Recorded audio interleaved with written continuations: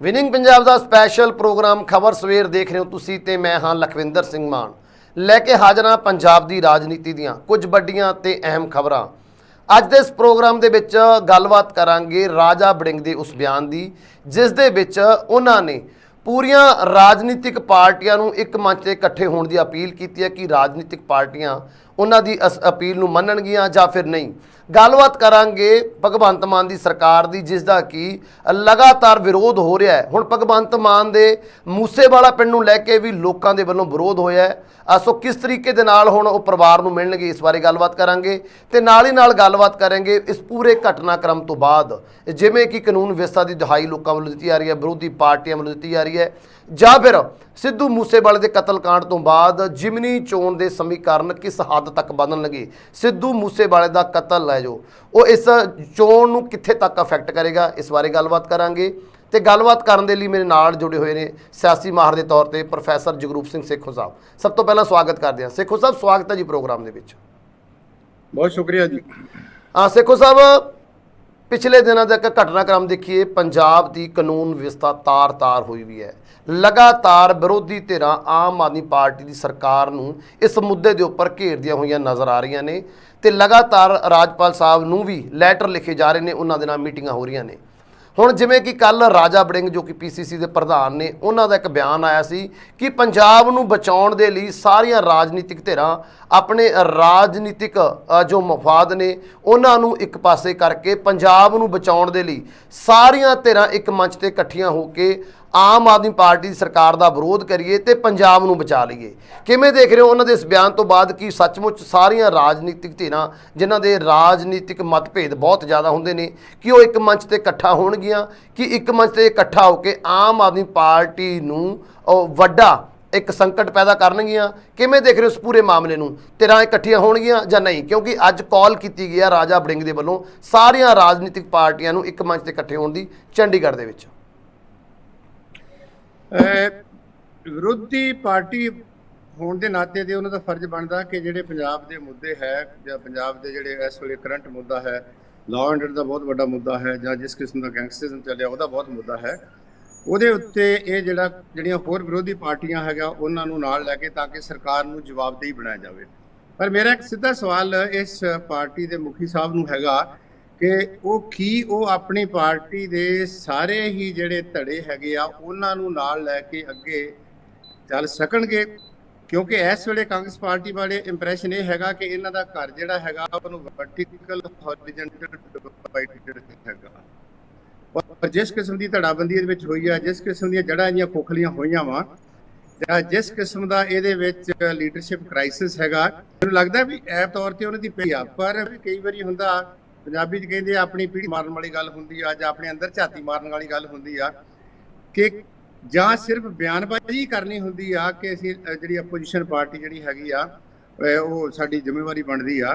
ਤਾਂ ਮੇਰਾ ਕਹਿਣ ਤੋਂ ਭਾਵ ਹੈਗਾ ਕਿ ਇਹ ਬਿਆਨ ਦੇਣਾ ਤੇ ਬਹੁਤ ਚੰਗੀ ਗੱਲ ਲੱਗਦੀ ਆ, ਫਿਰ ਜੇ ਕੱਲ ਨੂੰ ਇਹਨਾਂ ਨੂੰ ਰਿਸਪੌਂਡ ਨਾ ਕੀਤਾ, ਇਹਨਾਂ ਦੇ ਆਪਣੇ ਪਾਰਟੀ ਦੇ ਲੀਡਰਾਂ ਨੇ ਨਾ ਰਿਸਪੌਂਡ ਕੀਤਾ, ਮੈਨੂੰ ਨਹੀਂ ਲੱਗਦਾ ਕਿ ਬੀਜੇਪੀ ਇਹਨਾਂ ਦੇ ਆਖੇ ਲੱਗੂਗੀ, ਮੈਨੂੰ ਨਹੀਂ ਲੱਗਦਾ ਵੀ ਅਕਾਲੀ ਦਲ ਇਹਨਾਂ ਦੇ ਆਖੇ ਲੱਗੂਗਾ, ਜਾਂ ਮੈਨੂੰ ਨਹੀਂ ਲੱਗਦਾ ਵੀ ਹੋਰ ਛੋਟੀਆਂ ਮੋਟੀਆਂ ਪਾਰਟੀਆਂ ਸਿਵਾਏ ਜਿਹੜੀਆਂ ਹੈਗੀਆਂ ਹੋਰ ਜਿਹੜੀਆਂ ਖਾਸ ਕਰਕੇ ਕਹਿ ਸਕਦੇ ਆ ਵੀ ਕੁਝ ਖੱਬੀਆਂ ਧਿਰਾਂ ਹੋ ਸਕਦੀਆਂ ਵਾ ਉਹ ਨਾਲ ਆ ਜਾਣ ਕਿ ਇਹ ਇਹਨਾਂ ਦਾ ਬਿਆਨ ਕੋਈ ਬਹੁਤ ਵੱਡਾ ਜਿਹੜਾ ਹੈਗਾ ਮਾਇਨੇ ਰੱਖਦਾ ਹੈ ਜਾਂ ਬਹੁਤ ਵੱਡਾ ਜਿਹੜਾ ਦੂਸਰਾ ਉਹਦਾ ਮਤਲਬ ਹੈ।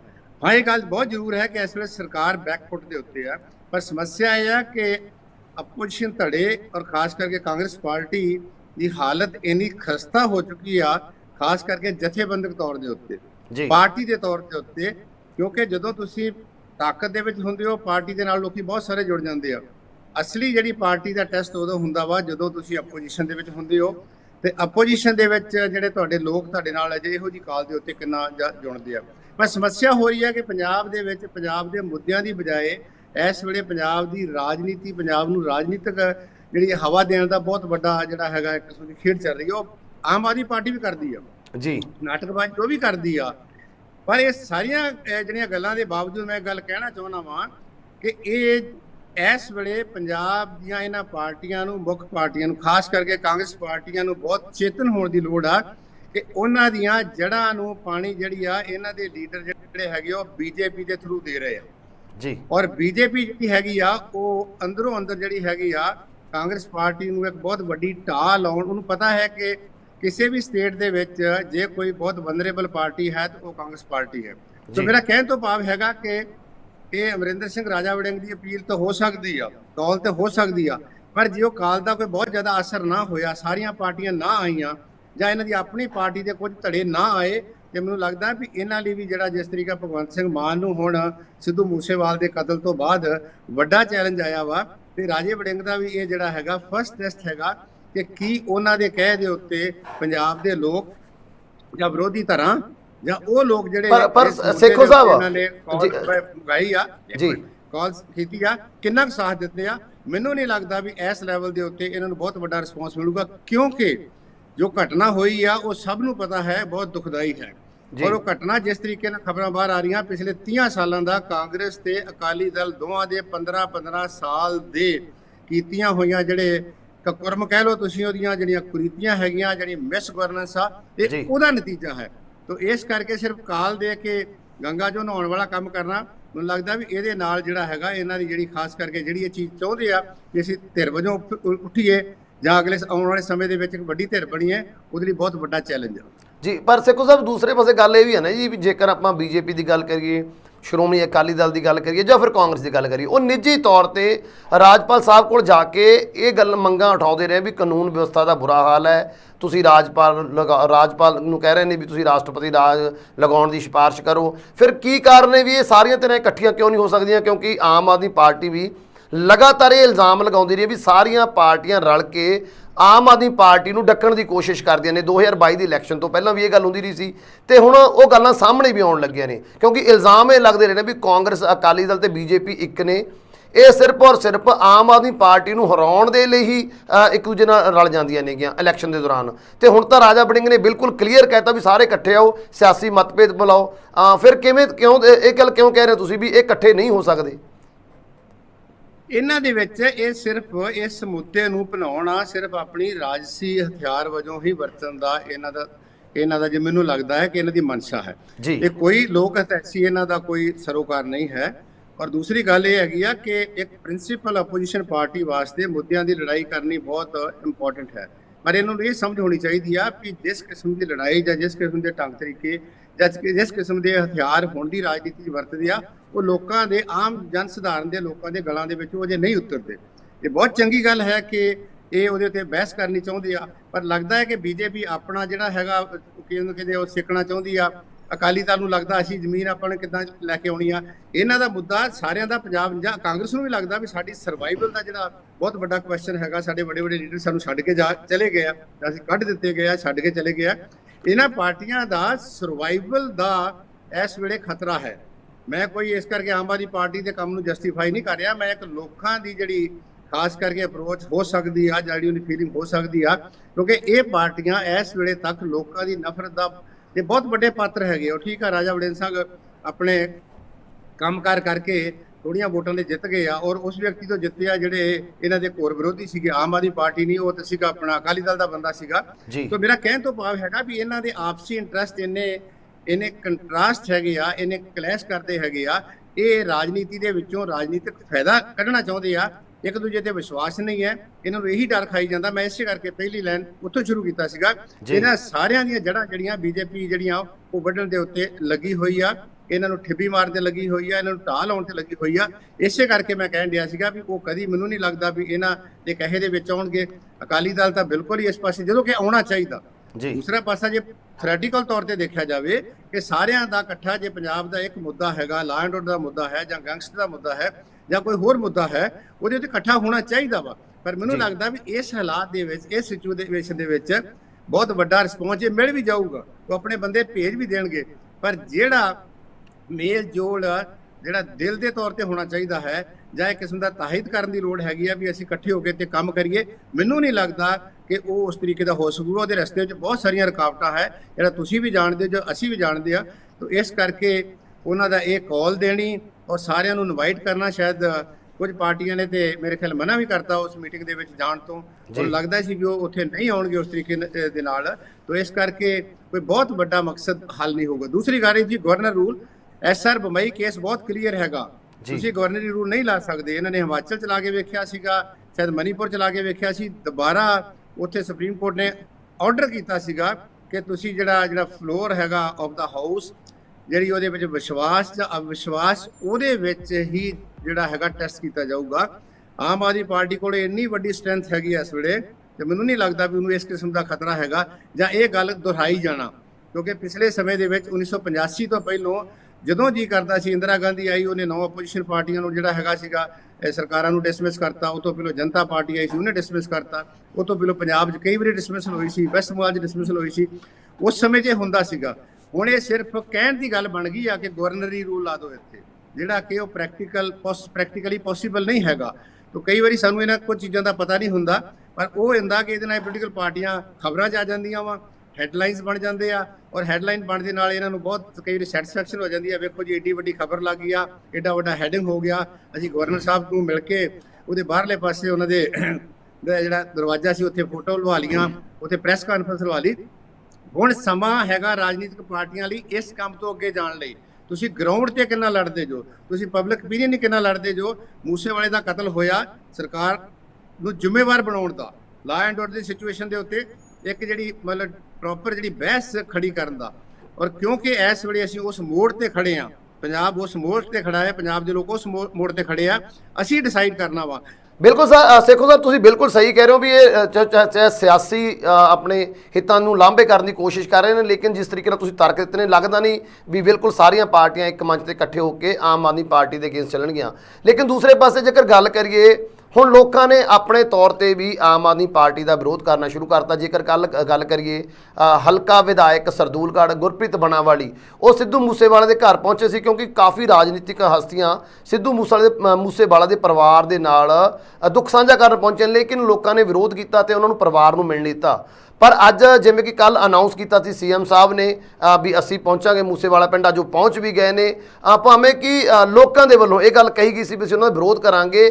ਅੱਜ ਭਾਵੇਂ ਕਿ ਪੁਲਿਸ ਇੰਨੀ ਜ਼ਿਆਦਾ ਸੀ ਕਿ ਛਾਉਣੀ ਦੇ ਵਿੱਚ ਤਬਦੀਲ ਕਰ ਦਿੱਤਾ ਗਿਆ ਸੀ ਮੂਸੇਵਾਲਾ ਪਿੰਡ ਨੂੰ, ਪਰ ਸੇਖੋ ਸਰ ਆਉਣ ਵਾਲੇ ਦਿਨਾਂ ਦੇ ਵਿੱਚ, ਕਿਉਂਕਿ 23 ਤਰੀਕ ਨੂੰ ਜਿਮਨੀ ਚੋਣ ਵੀ ਉਹਨੇ ਸੰਗਰੂਰ ਦੀ, ਇਸ ਪੂਰੇ ਘਟਨਾਕ੍ਰਮ ਦਾ ਜਿਸ ਤਰੀਕੇ ਦੇ ਨਾਲ ਲੋਕ ਹੁਣ ਆਮ ਆਦਮੀ ਪਾਰਟੀ ਦਾ ਵਿਰੋਧ ਕਰ ਰਹੇ ਨੇ, ਕਾਨੂੰਨ ਵਿਵਸਥਾ ਨੂੰ ਲੈ ਕੇ ਰਾਜਨੀਤਿਕ ਪਾਰਟੀਆਂ ਵੀ ਪ੍ਰੈਸ਼ਰ ਬਣਾ ਰਹੀਆਂ ਨੇ, ਆਉਣ ਵਾਲੇ ਦਿਨਾਂ ਦੇ ਵਿੱਚ ਜਿਮਨੀ ਚੋਣ ਦੇ ਉੱਪਰ ਇਸ ਪੂਰੇ ਘਟਨਾਕ੍ਰਮ ਦਾ ਕੀ ਅਸਰ ਰਹਿਣ ਵਾਲਾ ਹੈ? ਮਾਨ ਸਾਹਿਬ, ਇਸ ਵਾਕਿਆ ਤੋਂ ਪਹਿਲਾਂ ਇਹ ਲੱਗਦਾ ਸੀਗਾ ਕਿ ਇਹ ਚੋਣ ਆਮ ਆਦਮੀ ਪਾਰਟੀ ਲਈ ਜਿੱਤਣੀ ਕਾਫੀ ਆਸਾਨ ਹੈਗੀ ਆ, ਕਿਉਂਕਿ ਆਪੋਜੀਸ਼ਨ ਪਾਰਟੀਆਂ ਜਿਹੜੀਆਂ ਸੀਗੀਆਂ ਲੱਗਦਾ ਨਹੀਂ ਸੀ ਵੀ ਕੋਈ ਕੰਸੈਂਸਸ ਕੈਂਡੀਡੇਟ ਬਣ ਜਾਵੇਗਾ, ਕਿਉਂਕਿ ਵੀ ਲੱਗਦਾ ਕਿ ਸਿਮਰਜੀਤ ਸਿੰਘ ਮਾਨ ਵੀ ਇਲੈਕਸ਼ਨ ਲੜਨਗੇ।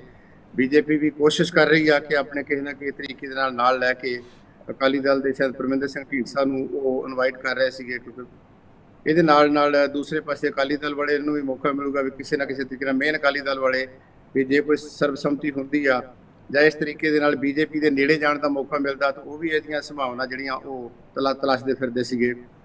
ਪਰ ਇਸ ਘਟਨਾਕ੍ਰਮ ਤੋਂ ਬਾਅਦ ਹਾਲਾਤ ਇੱਕਦਮ ਜਿਹੜੇ ਆ ਉਹ ਬਦਲ ਗਏ ਆ,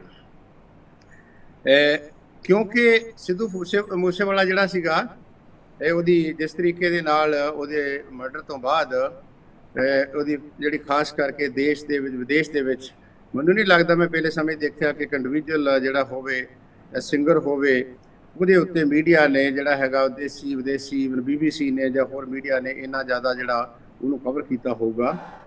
ਤੇ ਉਹਦੇ ਨਾਲ ਕਈ ਕਿਸਮ ਦੇ ਲੋਕਾਂ ਦੇ ਮਨਾਂ ਦੇ ਵਿੱਚ ਜਿਹੜੀਆਂ ਉਹ ਗੱਲਾਂ ਪੈਦਾ ਹੋਈਆਂ। ਪਰ ਕਿਉਂਕਿ ਪੰਜਾਬ ਬੋਇਲ ਕਰ ਰਿਹਾ ਹੈ, ਪੰਜਾਬ ਪਿਛਲੇ ਲੰਮੇ ਸਮੇਂ ਤੋਂ ਬਹੁਤ ਜ਼ਿਆਦਾ ਉਹਦੇ ਵਿੱਚ ਲੋਕਾਂ ਦੇ ਵਿੱਚ ਗੁੱਸਾ ਹੈ, ਜਿਹੜਾ ਕਿ ਗੁੱਸਾ 2-3 ਮਹੀਨੇ ਉਹਨਾਂ ਨੇ ਪਹਿਲਾਂ ਜਿਹੜਾ ਸੀਗਾ ਆਮ ਆਦਮੀ ਪਾਰਟੀ ਨੂੰ ਕੋਈ ਥੋੜਾ ਪਹਿਲਾਂ ਜਿਹੜਾ ਜਿਤਾ ਕੇ ਕੁਝ ਹੌਲਾ ਕੀਤਾ ਸੀਗਾ। ਇਸ ਤੋਂ ਪਹਿਲਾਂ ਪੰਜਾਬ ਦੇ ਲੋਕਾਂ ਨੇ ਆਪਣਾ ਗੁੱਸਾ ਮੋਦੀ ਦੇ ਖਿਲਾਫ 3 ਕਾਨੂੰਨਾਂ ਦੀ ਲੜਾਈ ਲੜ ਕੇ ਉਹ ਪੂਰਾ ਜਿਹੜਾ ਥੋੜਾ ਬਹੁਤਾ ਬਾਹਰ ਕੱਢਿਆ ਸੀਗਾ ਜੀ। ਹੁਣ ਵੀ ਉਸੇ ਤਰੀਕੇ ਦਾ ਕੋਈ ਨਾ ਕੋਈ ਵਰਤਾਰਾ ਚੱਲਦਾ ਰਹਿੰਦਾ। ਕੋਈ ਨਾ ਕੋਈ ਸਾਨੂੰ ਚਾਹੀਦਾ ਹੁੰਦਾ ਕਿ ਉਹੋ ਜਿਹੀ ਜਿਹੜੀ, ਕਿਉਂਕਿ ਪੰਜਾਬ ਦੇ ਲੋਕਾਂ ਦਾ ਸੁਭਾਅ ਰੈਬਲ ਸੁਭਾਅ ਹੈ। ਪੰਜਾਬ ਦੇ ਲੋਕ ਜਿਹੜੇ ਹੈਗੇ ਹਮੇਸ਼ਾ ਕੋਈ ਨਾ ਕੋਈ ਨਵੀਂ ਚੀਜ਼, ਨਵਾਂ ਐਕਸਪੈਰੀਮੈਂਟ ਕਰਨਾ ਚਾਹੁੰਦੇ ਆ। ਤੇ ਜਿਸ ਤਰੀਕੇ ਦੇ ਨਾਲ ਖਾਸ ਕਰਕੇ ਪਹਿਲੇ ਸਮੇਂ ਦਾ ਹੋਰ ਵਰਤਾਰਾ ਸੀ ਜਿਹੜਾ ਦਬਾਇਆ ਗਿਆ, ਜਿਸ ਤਰੀਕੇ ਨਾਲ ਕੇਜਰੀਵਾਲ ਨੇ ਜਿਹੜੇ ਇਹ 5 ਪਹਿਲੋਂ ਤੇ ਮੈਂ ਕਹੂੰਗਾ ਵੀ ਹੁਣ ਵੀ 2 ਬੰਦੇ ਜਿਹੜੇ ਹੈਗੇ ਆ ਉਹਨਾਂ ਨੂੰ ਜਿਹੜਾ ਰਾਜ ਸਭਾ 'ਚ ਭੇਜਿਆ। ਮੈਂ ਸੀਚੇਵਾਲ ਸਾਹਿਬ ਦੀ ਬਹੁਤ ਮੈਂ ਉਹਨਾਂ ਦੇ ਦਰਸ਼ਨ ਵੀ ਕੀਤੇ ਆ, ਮੈਂ ਉਹਨਾਂ ਨੂੰ ਮਿਲਿਆ ਵੀ ਆ।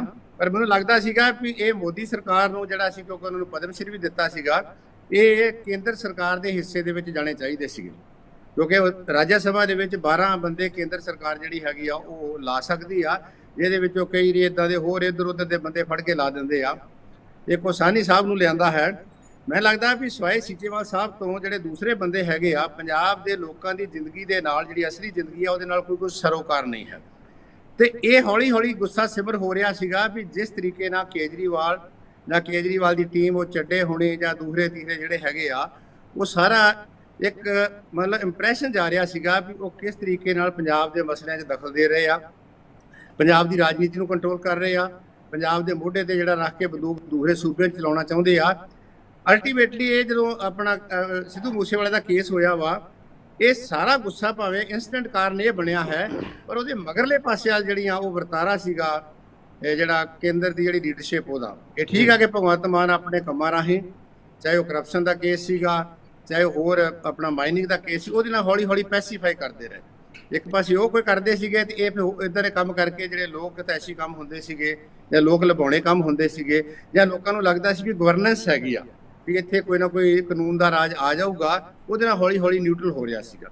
ਜਿਹੜੀ ਗੱਲ ਤੁਸੀਂ ਕੀਤੀ ਆ, ਇਹ ਇਨਸੀਡੈਂਟ ਨੇ ਇਹ ਗੁੱਸੇ ਨੂੰ ਜਿਹੜਾ ਹੈਗਾ ਵਾ ਉਬਾਲ ਕੇ ਤੇ ਉਹਦੇ ਵਿੱਚ ਪੁਰਾਣੇ ਜਿਹੜੇ ਗਿਲੇ ਸ਼ਿਕਵੇ ਸੀਗੇ ਉਹ ਸਾਰੇ ਸਾਹਮਣੇ ਲਿਆ ਕੇ ਰੱਖ ਦਿੱਤੇ।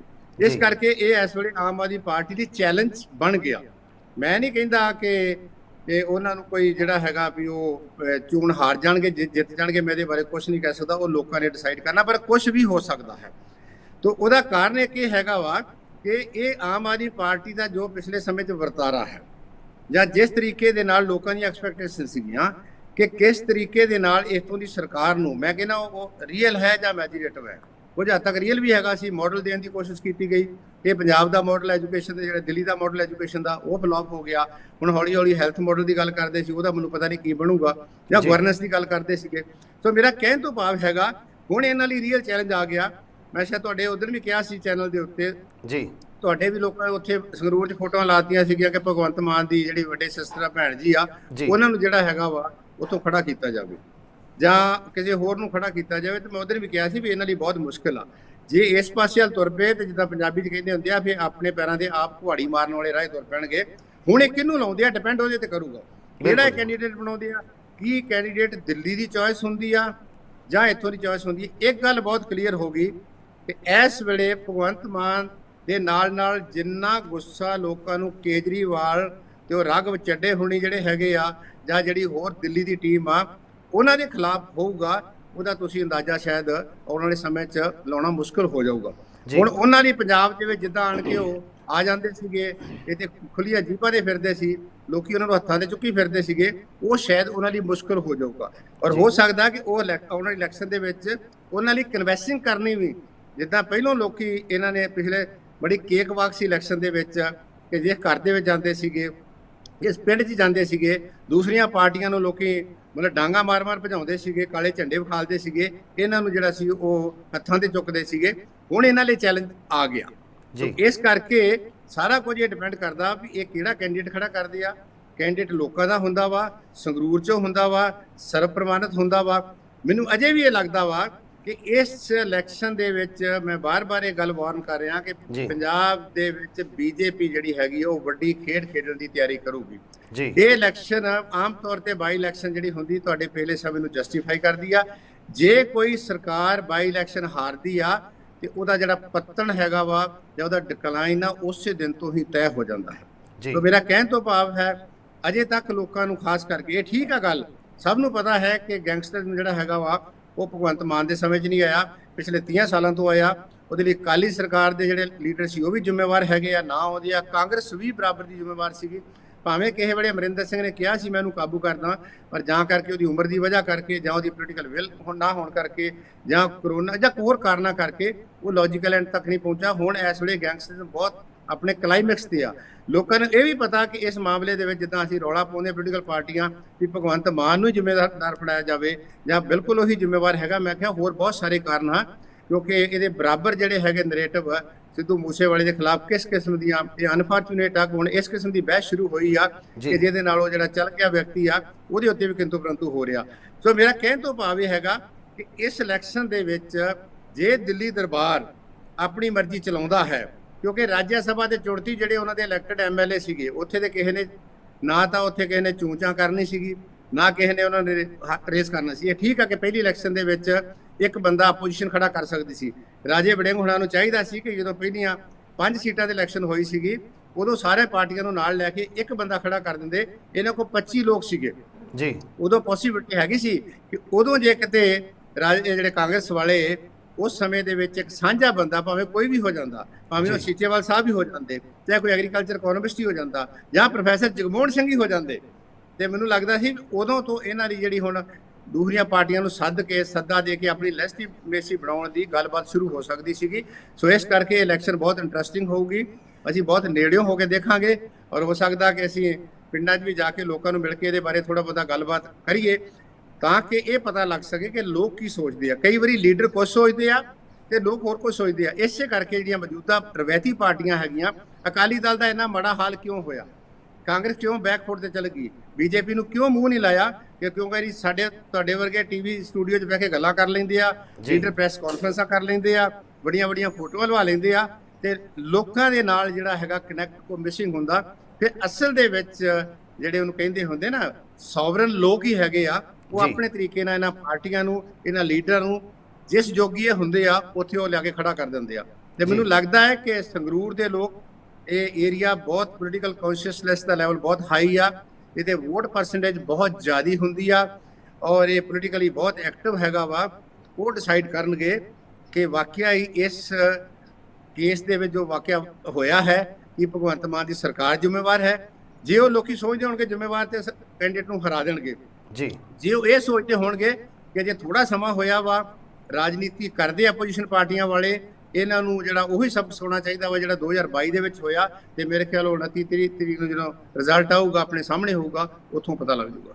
ਬਿਲਕੁਲ ਜੀ। ਪਰ ਸਰ ਦੂਸਰੇ ਪਾਸੇ ਇਹ ਵੀ ਗੱਲ ਆ ਨਾ, ਜਿਵੇਂ ਤੁਸੀਂ ਕਿਹਾ ਸੀ ਵੀ ਮਨਪ੍ਰੀਤ ਕੌਰ ਜੋ ਕਿ ਸਿਸਟਰ ਨੇਗੇ ਭਗਵੰਤ ਸਿੰਘ ਮਾਨ ਦੇ, ਉਹਨਾਂ ਦੀਆਂ ਤਿਆਰੀਆਂ ਸੀ ਤਕਰੀਬਨ ਪੋਸਟਰ ਵੀ ਲੱਗ ਚੁੱਕੇ ਸੀ। ਕੀ ਹੁਣ ਇਸ ਪੂਰੇ ਇਨਸੀਡੈਂਟ ਤੋਂ ਬਾਅਦ, ਕਿਉਂਕਿ ਪਰਿਵਾਰਵਾਦ ਦੀ ਗੱਲ ਵਿਰੋਧੀਆਂ ਕੋਲ ਇੱਕ ਤਾਂ ਸਭ ਤੋਂ ਵੱਡਾ ਗੱਲ ਹੈ ਜੀ ਕਾਨੂੰਨ ਵਿਵਸਥਾ ਨੂੰ ਲੈ ਕੇ ਸਰਕਾਰ ਨੂੰ ਘੇਰਨ ਦਾਗਾ, ਉਹ ਸਿਰਫ ਇਸ ਮੁੱਦੇ ਦੇ ਉੱਪਰ ਹੀ ਘੇਰਨਗੇ। ਲੇਕਿਨ ਜੇਕਰ ਦੂਸਰੀ ਆਪਣੀ ਸਿਸਟਰ ਨੂੰ ਟਿਕਟ ਦਿੰਦੇ ਨੇ, ਕਿਉਂਕਿ ਕੱਲ੍ਹ ਜਿਵੇਂ ਕਿ ਉਹਨਾਂ ਦੀ ਮੁਲਾਕਾਤ ਹੋਈ ਸੀ ਅਰਵਿੰਦ ਕੇਜਰੀਵਾਲ ਦੇ ਨਾਲ, ਕੌਮੀ ਕਨਵੀਨਰ ਆਮ ਆਦਮੀ ਪਾਰਟੀ, ਉੱਥੇ ਵੀ ਇਸ ਮਾਮਲੇ ਜ਼ਰੂਰ ਗੱਲ ਹੋਈ ਹੋਣੀ, ਕਿਉਂਕਿ 6 ਤਰੀਕ ਹੀ ਲਾਸਟ ਡੇਟ ਹੈ ਨਾਮਜ਼ਦਗੀਆਂ ਦੀ, ਤੇ ਕੋਈ ਵੀ ਪਾਰਟੀ ਨੇ ਅਜੇ ਤੱਕ ਆਪਣਾ ਕੈਂਡੀਡੇਟ ਕਲੀਅਰ ਨਹੀਂ ਕੀਤਾ। ਨਾਮਜ਼ਦਗੀਆਂ ਬੜੀ ਦੂਰ ਨੇ, 30 ਤਰੀਕ ਤੋਂ ਨਾਮਜ਼ਦਗੀਆਂ ਸ਼ੁਰੂ ਹੋ ਚੁੱਕੀਆਂ ਨੇ। ਕੀ ਲੱਗਦਾ ਹੁਣ ਭਗਵੰਤ ਮਾਨ ਜੀ ਇਸ ਤਰ੍ਹਾਂ ਦਾ ਇੱਕ ਹੋਰ ਮੁੱਦਾ ਕਿਸੇ ਪਾਰਟੀ ਨੂੰ ਦੇਣਗੇ, ਜਾਂ ਫਿਰ ਉਹ ਆਪਣੀ ਸਿਸਟਰ ਨੂੰ ਇਸ ਮੈਦਾਨ ਦੇ ਵਿੱਚ ਨਹੀਂ ਲੈ ਕੇ ਆਉਣਗੇ? ਸੰਖੇਪ ਦੇ ਵਿੱਚ ਮੈਂ ਇਹਦੇ ਬਾਰੇ ਕੁਝ ਨਹੀਂ ਕਹਿ ਸਕਦਾ, ਇਹ ਕਿਉਂਕਿ ਉਹਨਾਂ ਨੇ ਫੈਸਲਾ ਕਰਨਾ ਹੁੰਦਾ। ਫੈਸਲਾ ਕੈਂਡੀਡੇਟ ਆਪਣੇ ਮਾਨ ਸਾਹਿਬ ਬਹੁਤ ਪਹਿਲਾਂ ਹੀ ਕਈ ਵਾਰ ਡਿਸਾਈਡ ਹੋ ਜਾਂਦੇ। ਇਹੋ ਜਿਹੀਆਂ ਪਾਰਟੀਆਂ ਦੇ ਵਿੱਚ ਜਦੋਂ ਕਿਤੇ ਤੁਹਾਡੀ ਉਹਦੇ ਵਿੱਚ ਕੋਈ ਪੋਲੀਟੀਕਲ ਅਫੇਅਰਸ ਕਮੇਟੀ ਨਹੀਂ ਹੈਗੀ, 1 ਮੈਨ ਸ਼ੋਅ ਹੀ ਹੈਗਾ ਜਾਂ 2 ਮੈਨ ਸ਼ੋਅ ਹੈਗਾ ਜਾਂ 1 ਐਂਡ ਹਾਫ ਮੈਨ ਸ਼ੋਅ ਹੈ। ਇਸ ਵੇਲੇ ਤਾਂ 1 ਐਂਡ ਹਾਫ ਮੈਨ ਸ਼ੋਅ ਜਿਹੜੀ ਲੋਕੀ ਕਹਿੰਦੇ ਆ ਕਿ ਇੱਕ ਉੱਤੇ ਪੂਰਾ ਬੈਠਾ ਕੇਜਰੀਵਾਲ ਤੇ ਅੱਧਾ ਭਗਵੰਤ ਮਾਨ ਨੂੰ ਗਿਣ ਲੈਂਦੇ ਵੀ ਇਹਨੇ ਫੋਲੋ ਕਰਨਾ। ਪਰ ਮੈਨੂੰ ਲੱਗਦਾ ਹੈ ਕਿ ਇਹਨਾਂ ਨੂੰ ਅਸਰਟ ਕਰਨਾ ਚਾਹੀਦਾ, ਭਗਵੰਤ ਮਾਨ ਨੂੰ ਅਸਰਟ ਕਰਨਾ ਚਾਹੀਦਾ। ਭਗਵੰਤ ਮਾਨ ਦੇ ਨਾਂ ਤੇ ਲੋਕਾਂ ਨੇ ਵੋਟਾਂ ਪਾਈਆਂ, ਇਹ ਜ਼ਿੰਮੇਵਾਰ ਹੈਗੇ। ਕੇਜਰੀਵਾਲ ਦਾ ਕੀ ਆ, ਕੇਜਰੀਵਾਲ ਹੋਰ ਸਟੇਟਾਂ 'ਚ ਵੀ ਗਿਆ, ਉੱਥੇ ਵੇਖੋ ਉੱਤਰਾਖੰਡ 'ਚ ਕੀ ਬਣਿਆ, ਉਹਨਾਂ ਦਾ ਜਿਹੜਾ ਸੀਐਮ ਦਾ ਕੈਂਡੀਡੇਟ ਸੀ ਉਹ ਵੀ ਭੱਜ ਗਿਆ। ਹੋਰ ਇਹਨੂੰ ਕਿਤੇ ਮੈਂ ਬਹੁਤ ਫॉर द ਟਾਈਮ ਬੀਇੰਗ ਬਹੁਤ ਸ਼ੋਰ ਹੈਗਾ ਵੀ ਜਿੰਨਾ ਰਿਸਪੌਂਸ ਪੰਜਾਬ ਦੇ ਲੋਕਾਂ ਨੇ ਆਮ ਆਦਮੀ ਪਾਰਟੀ ਨੂੰ ਦਿੱਤਾ ਵਾ, 2014 'ਚ ਵੀ ਦਿੱਤਾ ਸੀਗਾ, ਉਹਨਾਂ ਰਿਸਪੌਂਸ ਕਿਸੇ ਹੋਰ ਸਟੇਟ 'ਚੋਂ ਨਹੀਂ ਮਿਲਣਾ। ਭਗਵੰਤ ਮਾਨ ਹੁਣਾਂ ਕੋ ਇਹ ਇਸ ਵੇਲੇ ਬਹੁਤ ਵੱਡਾ ਮੌਕਾ ਹੈ ਕਿ ਅਸਰਟ ਕਰਨ। ਹੋ ਸਕਦਾ ਹੈ ਕਿ ਭਗਵੰਤ ਮਾਨ ਹੁਣਾਂ ਨੂੰ ਪੰਜਾਬ ਦੇ ਵਿੱਚ ਆਮ ਆਦਮੀ ਪਾਰਟੀ ਨੂੰ ਇੱਕ ਰੀਜਨਲ ਪਾਰਟੀ ਦੇ ਤੌਰ ਤੇ ਲੰਮੇ ਸਮੇਂ ਤੱਕ, ਜਿਸ ਤਰੀਕੇ ਦੇ ਨਾਲ ਪਟਨਾਇਕ ਸਾਹਿਬ ਉੜੀਸਾ ਦੇ ਵਿੱਚ ਹੈਗੇ ਆ, ਮਮਤਾ ਹੋਣੀ ਆ ਜਾਂ ਕਰੁਣਾਨਿਧੀ ਫੈਮਿਲੀ ਹੈਗੀ ਆ, ਉਹਨਾਂ ਨੇ ਉੱਥੇ ਜਿਹੜਾ ਖੜਾ ਕੀਤਾ ਉਹਨਾਂ ਨੂੰ ਕਰਨਾ ਪਵੇ। ਹੁਣ ਤਾਂ ਇਹ ਲੀਡਰਸ਼ਿਪ ਜਿਹੜੀ ਹੈਗੀ ਆ ਉਹਨਾਂ ਤੇ ਡਿਪੈਂਡ ਕਰਦਾ ਉਹਨਾਂ ਕੀ ਡਿਸਾਈਡ ਕਰਨਾ ਹੈ। ਤੇ ਇਸ ਕਰਕੇ ਇਹਦੇ ਬਾਰੇ ਮੈਂ ਤਾਂ ਨਹੀਂ ਕੁਝ ਕਹੂੰਗਾ। ਹਾਂ, ਇਹ ਜ਼ਰੂਰ ਹੈਗਾ ਜੇ ਉਹ ਇਦਾਂ ਦੀ ਗੱਲ ਖੜੀ ਕਰਦੇ ਆ, ਕਈ ਵਾਰੀ ਬਹੁਤ ਲੰਮਾ ਸਮਾਂ ਲੱਗਦਾ। ਕਾਂਗਰਸ ਦੀ ਡੀਜਨਰੇਸ਼ਨ ਹੁਣ ਅੱਜ ਤੋਂ ਕਿੰਨੇ ਸਾਲ ਪਹਿਲਾਂ ਸ਼ੁਰੂ ਹੋ ਗਈ ਸੀ, ਇੰਦਰਾ ਗਾਂਧੀ ਦੇ ਸਮੇਂ ਤੋਂ ਬਾਅਦ ਹੌਲੀ ਹੌਲੀ ਡਿਕਲਾਈਨ ਹੋਣਾ ਸ਼ੁਰੂ ਹੋ ਗਿਆ ਸੀ। ਹੁਣ ਉਹ ਕਿੱਥੇ ਹੈਗੀ ਆ? ਜੀ। ਇਸ ਕਰਕੇ ਇਹ ਇਹਨਾਂ ਤੇ ਡਿਪੈਂਡ ਕਰਦਾ ਕਿ ਇਹਨਾਂ ਨੇ ਕੀ ਕਰਨਾ। ਹਾਂ, ਇਹ ਗੱਲ ਬਹੁਤ ਜ਼ਰੂਰ ਆ ਕਿ ਰਾਜਨੀਤੀ ਜਿਹੜੀ ਆ ਉਹ ਹਵਾ 'ਚ ਨਹੀਂ ਹੁੰਦੀ, ਆਲਟਰਨੇਟਿਵ ਬਣ ਜਾਂਦੇ ਆ। ਆਮ ਆਦਮੀ ਪਾਰਟੀ ਦਾ ਆਲਟਰਨੇਟਿਵ ਵੀ ਬਣੂਗਾ ਜੇ ਅਕਾਲੀ ਕਾਂਗਰਸ ਦਾ ਜਿਹੜੀ ਹੈਗੀ ਆ ਨਹੀਂ ਇਮਰਜ ਹੁੰਦੀ, ਤਾਂ ਆਮ ਆਦਮੀ ਪਾਰਟੀ ਦਾ ਕੋਈ ਹੋਰ ਆਲਟਰਨੇਟਿਵ ਬਣ ਜਾਊਗਾ, ਹੋਰ ਕੋਈ ਨਾ ਕੋਈ ਜਿਹੜੇ ਲੋਕ ਅਗਲੇ ਪਾਸੇ ਆ ਜਾਣਗੇ। ਤੇ ਬਾਕੀ ਇਹ ਤੇ ਇਹਨਾਂ ਦੀ ਵਿਜ਼ਡਮ ਦੇਖਣੀ ਆ, ਪੋਲੀਟੀਕਲ ਮੈਚਿਓਰਿਟੀ ਦੇਖਣੀ ਆ, ਪੋਲੀਟੀਕਲ ਹਿਊਮਨਸ਼ਿਪ ਤੋਂ ਪਤਾ ਲੱਗੂਗੀ ਜਾਂ ਇਹਨਾਂ ਨੂੰ ਆਉਣ ਵਾਲੇ ਸਮੇਂ ਦੇ ਵਿੱਚ ਕੀ ਆਪਣੇ ਇੰਟਰਸਟ ਤੱਕ ਹੀ ਸੀਮਿਤ ਆ ਜਾਂ ਇਹ ਪਾਰਟੀ ਨੂੰ ਅੱਗੇ ਲੈ ਕੇ ਜਾਣਾ ਚਾਹੁੰਦੇ ਜਾਂ ਉਹ ਕਿਤੇ ਦੇਸ਼ ਬਦਲਣਾ ਹੈ। ਤਾਂ ਦੇਸ਼ ਜਿਹੜਾ ਹੁੰਦਾ ਉਹ ਇਹ ਨਹੀਂ ਬਦਲਦਾ ਹੁੰਦਾ ਕਿ ਇਹਨਾਂ ਵੰਡੇ ਜਿਹੜਾ ਹੁੰਦਾ ਸੀਰੀਆਂ ਮੁੜ ਆਪਣਿਆਂ ਨੂੰ। ਦੇਸ਼ ਬਦਲਣ ਲਈ ਸਰਕੂਲੇਸ਼ਨ ਆਫ ਲੀਡ ਚਾਹੀਦੀ ਆ। ਮੈਂ ਤੁਹਾਡੇ ਅੱਗੇ ਵੇਖ ਦੇਣਾ ਚੈਨਲ ਤੇ ਕਿਹਾ ਸੀਗਾ ਕਿ ਭਗਵੰਤ ਮਾਨ ਜੀ ਨੂੰ ਜਿਹੜਾ ਹੈਗਾ ਜਿਸ ਤਰੀਕੇ ਦੇ ਨਾਲ ਉਸ ਸਮੇਂ ਦੇ ਜਿਹੜੇ ਕੁਝ ਲੀਡਰ ਸੀ, ਮੈਂ ਨਾਂ ਨਹੀਂ ਲੈਣਾ ਚਾਹੁੰਦਾ, ਉਹਨਾਂ ਨੇ ਆਵਾਜ਼ ਮਾਰ ਕੇ ਸੰਗਰੂਰ ਦੀ ਟਿਕਟ ਦਿੱਤੀ ਸੀਗੀ, ਜੇ ਯਾਦ ਕਰਨ ਫਰਵਰੀ ਦੇ ਅਖੀਰੇ ਹਫ਼ਤੇ ਦੇ ਵਿੱਚ। ਜੇ ਉਸੇ ਤਰੀਕੇ ਦਾ ਵਰਤਾਰਾ ਕਰਦੇ ਰਹਿਣ ਤੇ ਪਾਰਟੀ ਵੀ ਅੱਗੇ ਵਧ ਸਕਦੀ। ਪੰਜਾਬ ਦੇ ਲੋਕ ਚਾਹੁੰਦੇ ਆ। ਸਭ ਤੋਂ ਵੱਡੀ ਗੱਲ ਇਹ ਹੈਗੀ ਆ ਕਿ ਪੰਜਾਬ ਦੇ ਲੋਕ ਵਾਪਸ ਅਕਾਲੀਆਂ ਨੂੰ, ਕਾਂਗਰਸੀਆਂ ਨੂੰ ਸੱਤਾ ਵਿੱਚ ਦੇਖਣਾ ਨਹੀਂ ਚਾਹੁੰਦੇ। ਇਹ ਸਾਰਾ ਕੁਝ ਇਹਨਾਂ ਦੇ ਡਿਪੈਂਡੈਂਟ ਹੈ। ਤੇ ਜੇ ਇਹਨਾਂ ਨੇ ਵੀ ਉਹੀ ਕੰਮ ਕਰਨਾ ਸ਼ੁਰੂ ਕਰ ਦਿੱਤਾ ਫਿਰ ਤਾਂ ਸਮਾਂ ਬਦਲ ਲੱਗਿਆ ਬਹੁਤ ਸਮਾਂ ਨਹੀਂ ਲੱਗਦਾ। 15 ਦਿਨ ਪਹਿਲਾਂ ਕਿੰਨੇ ਪਪੂਲਰ ਸੀਗੇ ਤੁਸੀਂ ਦੇਖੋ। ਇੱਕ ਇਨਸੀਡੈਂਟ ਨੇ ਸਾਰੀ ਸਰਕਾਰ ਨੂੰ ਹਿਲਾ ਕੇ ਰੱਖ ਦਿੱਤਾ। ਇੱਕ ਇਨਸੀਡੈਂਟ ਨੇ ਲੋਕਾਂ ਦੀ ਜਿਹੜੀ ਹੈਗੀ ਆ ਸੋਚ ਨੂੰ ਬਦਲ ਕੇ ਰੱਖ ਦਿੱਤਾ। ਸੋ ਉਹ ਤਾਂ ਇਹਨਾਂ ਨੇ ਡਿਸਾਈਡ ਕਰਨਾ। ਪਰ ਮੈਂ ਬਾਰ-ਬਾਰ ਇਹ ਗੱਲ ਕਹੂੰਗਾ ਕਿ ਪੰਜਾਬ ਦੂਸਰੇ ਸਟੇਟਾਂ ਨਾਲੋਂ ਵੱਖਰਾ ਹੈ। ਪੰਜਾਬ ਦੇ ਲੋਕ ਦੂਸਰੇ ਸਟੇਟਾਂ ਨਾਲੋਂ ਵੱਖਰੇ, ਬਹੁਤ ਪਿਆਰ ਦਿੰਦੇ ਆ ਜੀ। ਔਰ ਜਦੋਂ ਇਹ ਦੂਸਰਾ ਅਗੇਂਸਟ ਹੁੰਦੇ ਆ ਫਿਰ ਜਿੱਦਾਂ ਨਾ ਬੁਰੇ ਨੂੰ ਘਰ ਛੱਡ ਕੇ ਆਉਂਦੇ ਆ। ਜਿੱਦਾਂ ਹੁਣ ਅਕਾਲੀ ਦਲ ਵਾਲਿਆਂ ਨੂੰ ਘਰ ਬਿਠਾ ਲਿਆ ਵਾ। ਤਿੰਨਾਂ ਰੀਜਨ ਦੇ ਵਿੱਚ ਇੱਕ ਇਹਨਾਂ ਦੀ ਸੀਟ ਆ। ਬਾਦਲ ਪਰਿਵਾਰ ਪਹਿਲੀ ਵਾਰੀ ਜਿਹੜਾ ਮਤਲਬ ਇਹਨਾਂ ਸਮਰੱਥ ਪਰਿਵਾਰ ਹੈਗਾ ਵਾ, ਤਿੰਨੀ ਵਾਰੀ ਲੈਜਿਸਲੇਟਿਵ ਅਸੈਂਬਲੀ ਦੇ ਜਿਹੜਾ ਹੈਗਾ ਵਾ ਹਾਊਸ ਦਾ ਮੈਂਬਰ ਨਹੀਂ ਹੈ। ਮੇਰੇ ਖਿਆਲ 57 ਤੋਂ ਬਾਅਦ ਇਹ ਪਹਿਲੀ ਵਾਰੀ ਹੋਇਆ ਜੀ।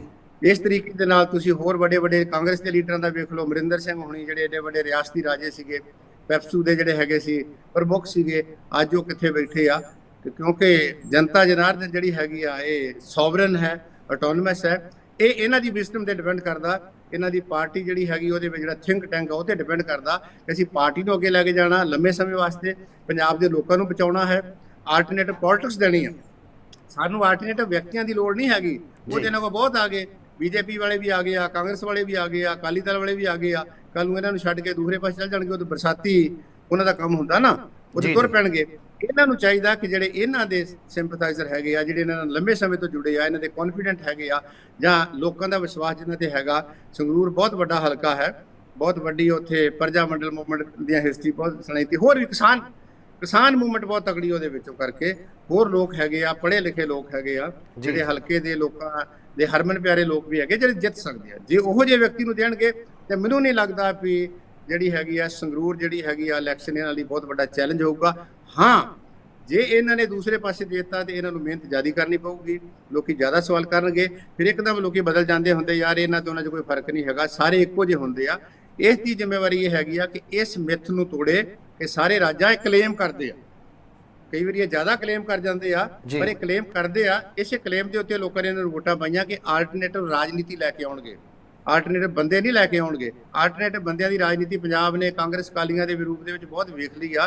ਤੇ ਉਹਦੇ ਵਿੱਚ ਜਿਹੜਾ ਹੈਗਾ ਕੋਈ ਇਸ ਕਿਸਮ ਦੀ ਵਿਚਾਰਧਾਰਾ ਵਾਲੇ ਲੋਕ ਜਿਹੜੀ ਇਹਨਾਂ ਦੀ ਵਿਚਾਰਧਾਰਾ ਨੂੰ ਅੱਗੇ ਲੈ ਕੇ ਜਾਣ, ਜਾਂ ਫੀਲਡ ਦੇ ਵਿੱਚ ਕੰਮ ਕਰਦੇ ਆ, ਜਾਂ ਕਿਸੇ ਨਾ ਕਿਸੇ ਸੰਸਥਾ ਦੇ ਨਾਲ ਜੁੜੇ ਆ, ਜਥੇਬੰਦੀ ਨਾਲ ਜੁੜੇ ਆ, ਉਹਨਾਂ ਨੂੰ ਅੱਗੇ ਲਿਆਉਣ ਦੇ ਇਹਨਾਂ ਦਾ ਪਰਿਵਾਰ ਵੱਡਾ ਹੋਊਗਾ। ਤੇ ਮੈਨੂੰ ਲੱਗਦਾ ਫਿਰ ਕੋਈ ਬਹੁਤ ਵੱਡਾ ਚੈਲੰਜ ਜਿਹੜਾ ਹੈਗਾ ਉਹ ਨਹੀਂ ਹੋਊਗਾ। ਕਿਉਂਕਿ ਲੋਕੀ ਇਹ ਸੋਚਦੇ ਆ, ਲੋਕੀ ਉਹ ਸੋਚਦੇ ਆ ਜੋ ਰਾਜਨੀਤੀ ਪਾਰਟੀਆਂ ਵਾਲੇ ਨਹੀਂ ਸੋਚਦੇ। ਰਾਜਨੀਤੀ ਪਾਰਟੀਆਂ ਵਾਲੇ ਸਿਰਫ ਆਪਣੇ ਸਿਆਸੀ ਸੌੜੇ ਹਿੱਤਾਂ, ਆਉਣ ਵਾਲੀ ਜਿਹੜੀਆਂ ਇਲੈਕਸ਼ਨ ਆ ਉਹਦੀ ਗੱਲ ਕਰਦੇ ਆ। ਲੋਕ ਜਿਹੜੇ ਆ ਆਉਣ ਵਾਲੀਆਂ ਪੀੜ੍ਹੀਆਂ ਬਾਰੇ ਚਿੰਤਤ ਹੈ। ਸਾਡੀ ਯੂਥ ਬਾਹਰ ਜਾ ਰਹੀ ਹੈ, ਸਾਡਾ ਪੈਸਾ ਬਾਹਰ ਜਾ ਰਿਹਾ ਹੈ, ਸਾਡਾ ਪਾਣੀ ਥੱਲੇ ਜਾ ਰਿਹਾ ਹੈ, ਸਾਡੀ ਖੇਤੀ ਡਾਊਨ ਹੋ ਰਹੀ ਹੈ, ਸਾਡੇ ਸੁਸਾਈਡਸ ਹੋ ਰਹੇ ਆ, ਸਾਡੇ ਕ੍ਰਾਈਮ ਵੱਧ ਗਿਆ ਹੈ, ਸਾਡੇ ਬਹੁਤ ਸਾਰੇ ਮਸਲੇ ਆ ਗਏ ਆ। ਉਹਨਾਂ ਬਾਰੇ ਜਿਹੜਾ ਲੋਕੀ ਜ਼ਿਆਦਾ ਚਿੰਤਤ ਹੈ। ਜੀ ਬਿਲਕੁਲ ਸਰ, ਬਿਲਕੁਲ ਜੀ। ਸੋ ਸੇਖੋ ਸਾਹਿਬ, ਤੁਸੀਂ ਗੱਲਬਾਤ ਕਰਨ ਲਈ ਸਾਡੇ ਨਾਲ ਜੁੜੇ, ਉਹਦੇ ਲਈ ਤੁਹਾਡਾ ਬਹੁਤ ਬਹੁਤ ਧੰਨਵਾਦ। ਸ਼ੁਕਰੀਆ ਜੀ, ਬਹੁਤ ਬਹੁਤ ਸ਼ੁਕਰੀਆ। ਇਹ ਸਨ ਪ੍ਰੋਫੈਸਰ ਸੇਖੋ ਸਾਹਿਬ, ਜਿਨ੍ਹਾਂ ਦੇ ਵੱਲੋਂ ਅੱਜ ਦੀ ਇਸ ਅਹਿਮ ਚਰਚਾ ਦੇ ਵਿੱਚ ਪਾਰਟਿਸਿਪੇਟ ਕੀਤਾ ਗਿਆ ਵਿਸਥਾਰ ਦੇ ਨਾਲ, ਜੋ ਕਿ ਆਉਣ ਵਾਲੇ ਜੀਵਨੀ ਚੋਣ ਨੇ ਉਹਨਾਂ ਦੇ ਉੱਪਰ ਕਿਸ ਤਰ੍ਹਾਂ ਦਾ ਪ੍ਰਭਾਵ ਪਏਗਾ ਸਿੱਧੂ ਮੂਸੇਵਾਲੇ ਦੇ ਕਤਲकांड ਦਾ, ਉਸ ਬਾਰੇ ਵਿਸਥਾਰ ਨਾਲ ਚਰਚਾ ਕੀਤੀ। ਤੁਹਾਨੂੰ ਇਹ ਚਰਚਾ ਕਿਵੇਂ ਲੱਗੀ ਸਾਨੂੰ ਕਮੈਂਟ ਕਰਕੇ ਜ਼ਰੂਰ ਦੱਸਿਓ। ਅਗਲੇ ਪ੍ਰੋਗਰਾਮ ਵਿੱਚ ਫਿਰ ਤੋਂ ਹੋਏਗੀ ਮੁਲਾਕਾਤ। ਉਦੋਂ ਤੱਕ ਸਾਨੂੰ ਦਿਓ ਇਜਾਜ਼ਤ। ਧੰਨਵਾਦ।